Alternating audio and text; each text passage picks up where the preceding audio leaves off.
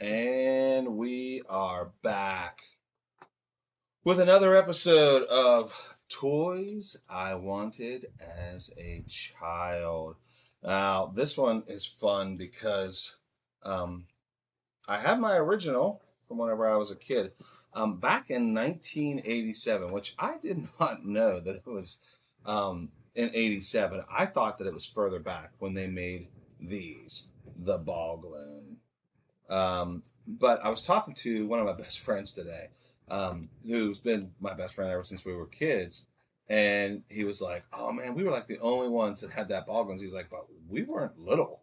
He's like, "We were older." And I'm like, "What?" And I looked it up because he's like, "We were talking about making movies with them and doing all kinds of stuff." And it kind of brought all these memories back, which was really awesome because I had forgotten about us like talking about making movies. But it was 87.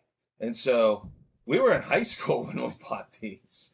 But uh, they were just so cool, and they still are.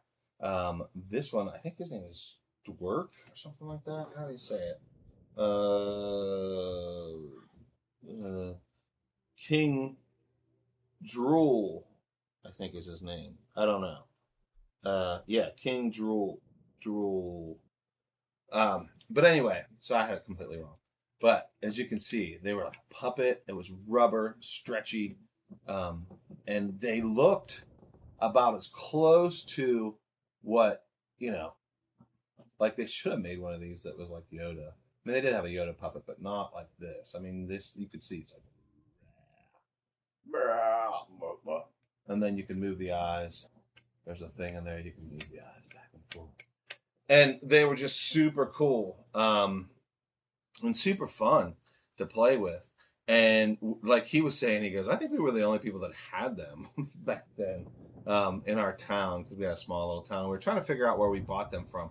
And our best estimate, our best guess is Hills because Hills was where the toys are. We used to go to Hills. That was what we had around where, the Ohio Valley where we grew up. We didn't have like a Toys R Us near us or back then even, well, Children's Palace when I was really little. But so since the time that I had this, and I had the original box forever, but when I lived in my old house, there was a water line break and the box got damaged, and I wasn't seriously collecting that, and my wife threw the box away, not thinking that it was something that I would want. But anyway, neither here nor there. So in the time frame since I had this one, which is my original, I bought another one that's a replica of that one, which is really cool. And to see that what they did too is, which I haven't taken the hole out of the box at the bottom, but you could put your hand through the bottom of the box. So there's like a cage, and you can put your hand through there and do the same thing that you do with the puppet with this one. And then I ended up getting, and I didn't know that I had this one, which is crazy because I just happened to find that that's what happens when you collect and you end up putting things in storage. Now he's a newer one as well, but man, super cool. And his name is King Topper. I don't know.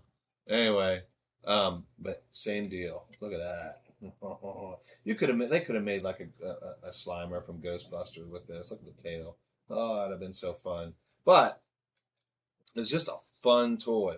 And like I say, they've made like they come out with some Halloween ones. I almost bought a Halloween one that was out at I think Walmart. If probably at Target as well. Who knows? But I passed on it. And I wish I wouldn't have because it was really cool too. They were like white with like black eyes, and they just had different things.